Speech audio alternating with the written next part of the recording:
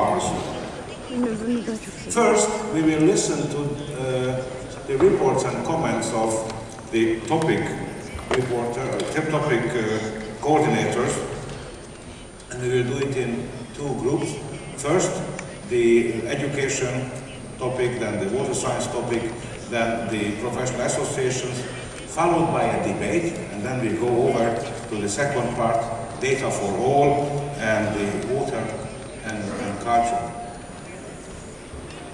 Let me change my hat for a second and share with you, as the co-chair of the political process of the Istanbul Forum, the following. We had quite a difficult series of negotiations in deriving the ministerial statement and what is called the Istanbul Water Guide. Started last September, and through 4 preparatory committee sessions, it just ended up 2 weeks ago. Governments were debating things and discussing various items, what to do and what are the important issues. The easiest part of the whole negotiation process was the education chapter and the science and technology chapter, indicating that the political community is recognizing that the solution, the answer to the problems, in many regards, in many instances, lies in education, at different levels. This is a key response to the problems that the world is facing with respect to water. Therefore, I'm very pleased to introduce the members of this overall panel when we are coming to the various topics. But first, may I invite my colleague, Mrs. Elif Erhan, to say a few words on behalf of the TÜRKAD, which is the Turkish Women Cultural Association.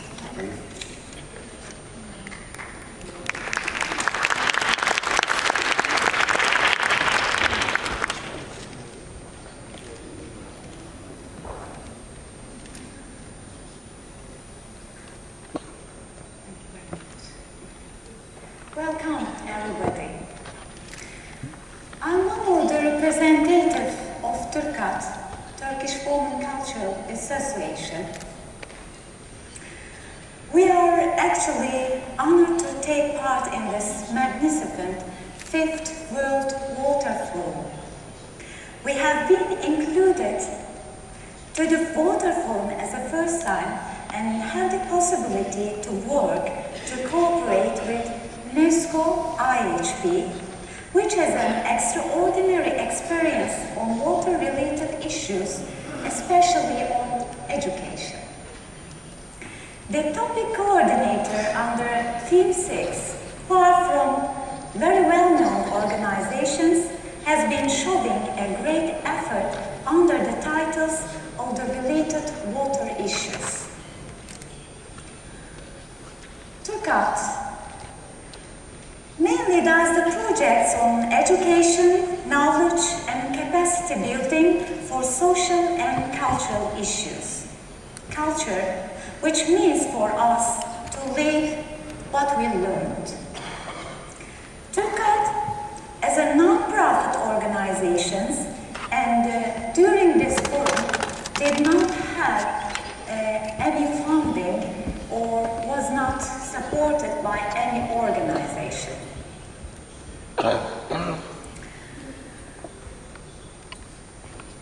And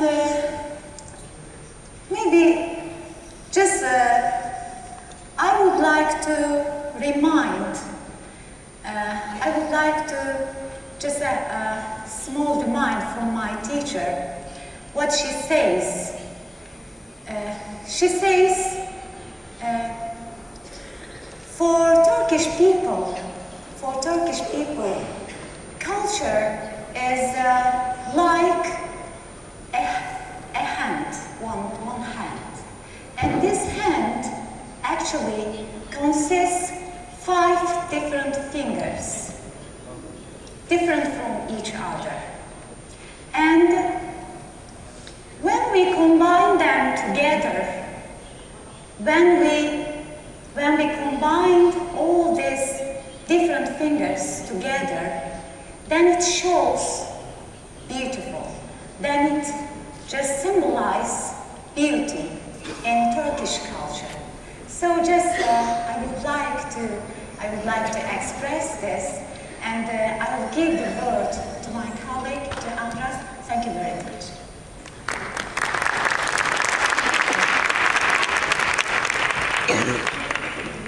Thank you. Let's go to the first topic that was discussed within this thing, which is education, knowledge, and capacity development strategies. The coordinators were UNESCO IHE Institute for Water Education and the Women for Water Partnership. May I call upon Professor Richard Megan, Director of the UNESCO IHE Institute for Water Education, to introduce the subject and what has been achieved at public level. Richard? Good afternoon. We have, myself and my colleague Dr. Lidia Brito, have divided up our comments. I will set the stage for you in terms of how we organized our session, and then Dr. Brito will talk about the outcomes, etc., in the format that we were asked to present it in, if that's okay, Andres. We convened our session yesterday. We had a full day yesterday and a half a day today to complete our work. We organized our work along 4 subsessions or 4 thematic areas, including knowledge for all, institutional capacity development, empowering organizations and people, and bridging divides for future generations. We had an opening plenary and a closing plenary, and we tried really to keep our presentations in those thematic discussions as to the minimum possible, and then we tried to have as much discussion as possible. I think we were somewhat successful in that regard, particularly in the closing plenary. We had quite a bit of time for discussion. In the individual sessions, we had expert panel members present very short papers, and we left it at that with a discussion about that particular theme. In the closing plenary, we made a distinct attempt to interface or integrate the themes into the overall session topic on knowledge, education, and capacity development. That was, again, I think quite successful, as you will hear shortly. But we had approximately, I would say, on the order of 120 to 150 people participating in our session. In a couple of the breakout groups, we were oversubscribed. We simply didn't have the room to accommodate everyone, so we felt that we did at least reach quite a good audience, and I think that's how I will at least summarize how we organized ourselves, Anders. Professor Lidia Brito.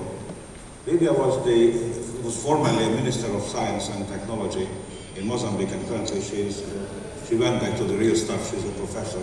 So if you could come kindly up, or you totally from over there. Okay, go ahead, please. Thank you very much. Good afternoon, everybody. As Richard said, it was a very live topic. We had quite a few people that couldn't find seats in our sessions.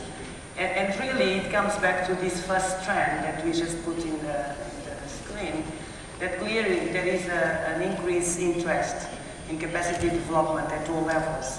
And it was really gratifying to see, after all the 100 and so organizations involved in preparing this, that really was very well received in this forum.